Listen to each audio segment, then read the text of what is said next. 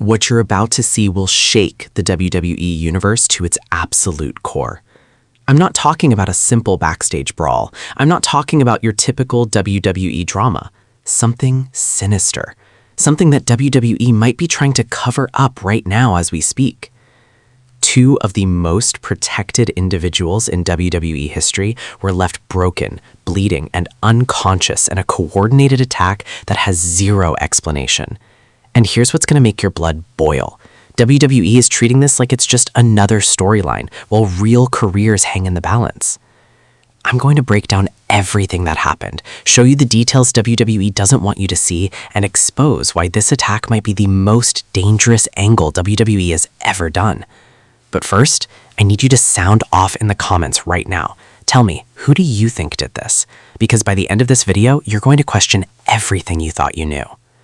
Hello viewers, if you're new here, please don't forget to like and hit the subscribe button for daily updates on WWE Raw.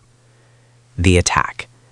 Let me set the scene for you because what unfolded backstage at SmackDown wasn't just shocking, it was calculated, it was brutal, and it was designed to send a message that echoes through the entire WWE locker room.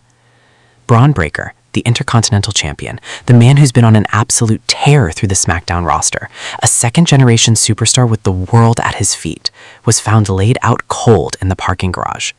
Not just knocked down, destroyed. Medical personnel rushing to the scene found him unconscious, blood trickling from his head, his body sprawled next to his rental car like he'd been hit by a freight train. But here's where it gets worse. Just moments later, in a completely different section of the arena, Paul Heyman, the wise man, the special counsel to the tribal chief, the man who survived decades in this business by being the smartest person in the room, was discovered in a similar state, laid out, motionless, attacked with the same level of viciousness. Now let me ask you something. When was the last time you saw Paul Heyman, a non-wrestler, a 58-year-old manager, physically assaulted to this degree on WWE programming? Oh wait, you can't remember because it doesn't happen. Paul Heyman is untouchable. He's protected by Roman Reigns, by the entire Bloodline legacy, by WWE itself because he's a treasure to this industry. And Braun Breaker? This man is Vince McMahon's wet dream come to life. He's got the look, the pedigree, the athleticism, the it factor that WWE has been desperately searching for. He's a Steiner. He's supposed to be bulletproof in WWE's booking. So when both of these men end up brutalized in separate locations within minutes of each other, you're not looking at a random act of violence.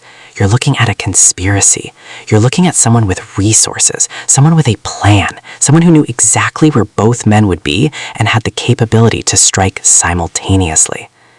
The cameras didn't catch the attacker. Convenient, right? In an arena with hundreds of cameras, dozens of crew members, and wall-to-wall security, somehow nobody saw anything?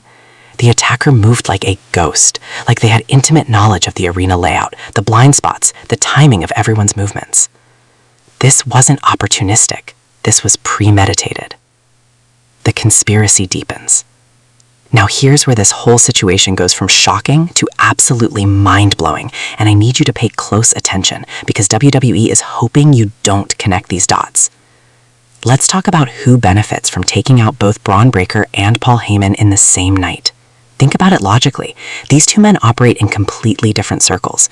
Breaker is tearing through the mid-card, collecting scalps, making a name for himself as a dominant champion. Heyman is embedded in the main event scene, intertwined with Roman Reigns and the Bloodline saga. What's the connection? What's the threat that ties them together? Here's what WWE doesn't want you to realize. Both of these men represent the old guard's plan for WWE's future. Breaker is the second-generation star they're building the company around. Heyman is the mouthpiece for the Tribal Chief storyline that's dominated WWE for 4 years. They represent WWE's establishment. They represent tradition. So who would want to destroy that? Who would benefit from creating chaos? Let's examine the suspects, and I'm going to show you why the obvious answers are too obvious. Suspect number 1, Ludwig Kaiser. Kaiser's been gunning for Breaker's Intercontinental Championship. He's made it clear he wants that title around his waist. The narrative writes itself, right? He takes out Breaker, gets his title shot, becomes the champion. But here's the problem with that theory. Ludwig Kaiser has zero connection to Paul Heyman. None. Why would he risk his entire career by attacking the wise man? What does he gain? Nothing. It doesn't add up. Kaiser attacking Breaker? Sure. But the coordinated strike on Heyman simultaneously? That's not Kaiser's style. That's not his MO. Suspect number 2, a bloodline member. This one's juicier. Maybe Solo Sikoa's faction wanted to send a message to Roman Reigns by attacking his wise man. Maybe they're trying to draw Roman back into the fold by hurting Paul. It's psychological warfare at its finest. But wait, if the new bloodline wanted to hurt Heyman, why attack Braun Breaker? What does the Intercontinental Championship have to do with the bloodline civil war? There's no heat there, no history, no connection. It's a loose end that doesn't tie up. Suspect number 3, the real mastermind. This is where it gets interesting. What if the attacker isn't someone we've been focusing on at all? What if this is someone who's been operating in the shadows? Someone who's been quietly watching both men, studying their patterns, waiting for the perfect moment to strike? Think about everyone who's been lurking in the background of SmackDown. Think about the disgruntled superstars who've been overlooked while Breakker gets push after push. Think about the people who've been ignored while Heyman monopolizes main event television time. I've got a theory that's going to blow your mind, and I'll get to it in a moment. But first, I need you to talk about what WWE's response to this attack tells us about what's really going on. WWE's suspicious response. Here's what should infuriate every single WWE fan watching this video right now. WWE's official response to these attacks has been absolutely pathetic. They've treated it like a standard storyline beat, releasing a brief statement about investigating the matter and promising updates as they become available. Are you kidding me right now? If someone legitimately assaulted 2 of your top performers, there would be police involved. There would be security footage being reviewed by actual law enforcement. There would be consequences. But instead, WWE is handling this entirely in-house, which tells me one of 2 things. Option 1, this is a worked shoot, and WWE's in on it. They know who the attacker is, they booked this whole angle, and they're playing us for fools by pretending it's a mystery. Option 2, this is a real attack that WWE doesn't have control over, and they're covering it up because they don't want to admit they can't protect their talent. They don't want to admit that their security is worthless. They don't want the liability, the lawsuits, the negative press. Either scenario is unacceptable. And you want to know what makes this even more suspicious? The timing. This attack happened in the same week that WWE's been negotiating new contracts with several major stars. The same week that rumors have been swirling about backstage dissatisfaction with creative direction. The same week that WWE's been trying to distract us from the fact that their booking has been lazy and predictable.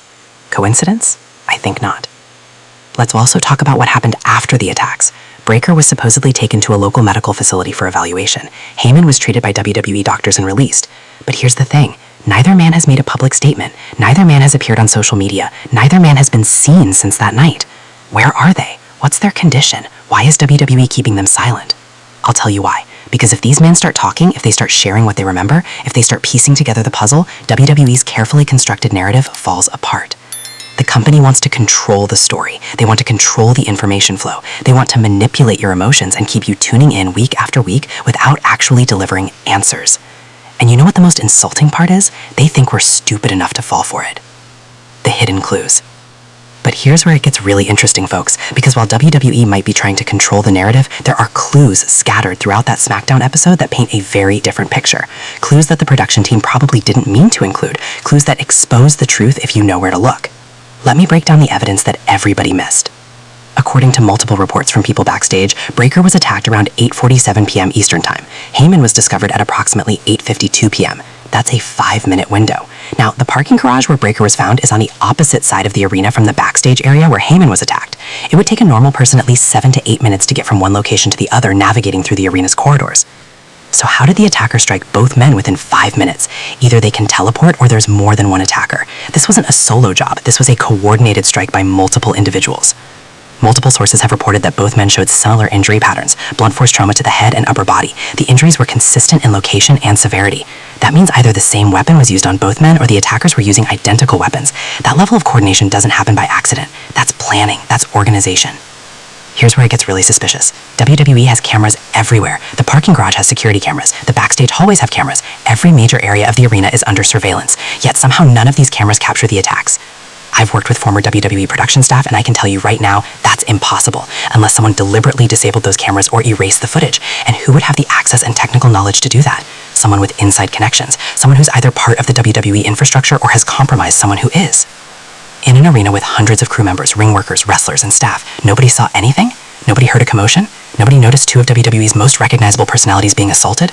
That only happens if people are either too scared to come forward or have been paid to stay silent. Think about it. If you witness what happened, would you speak up knowing that the attacker is still out there, still unidentified, still dangerous? Or would you keep your mouth shut and hope you're not the next target? This is the clue that breaks the case wide open. Let's look at who's been acting differently since these attacks occurred. Who's been unusually quiet? who's been absent from television, who's had changes to their booking or character direction. I'm going to tell you exactly who I think is behind this, but before I do, let me present the psychological profile of our mystery attacker. The psychological profile. If we're going to catch this person, we need to think like them. We need to understand their motivations, their methods, and their madness. Let's build a profile.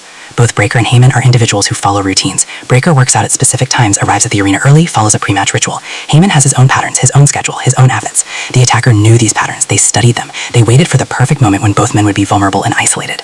That level of patience isn't something you find in a hot-headed young wrestler looking to make a name. That's the patience of someone who's been planning this for weeks, maybe months.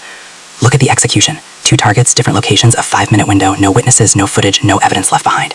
This person is smart. They understand security systems, camera placements, arena layouts, and timing. They're probably someone with experience in the business, someone who's been around long enough to learn how everything works. Here's the key insight. If this was about winning a title, you attack your opponent right before your match, not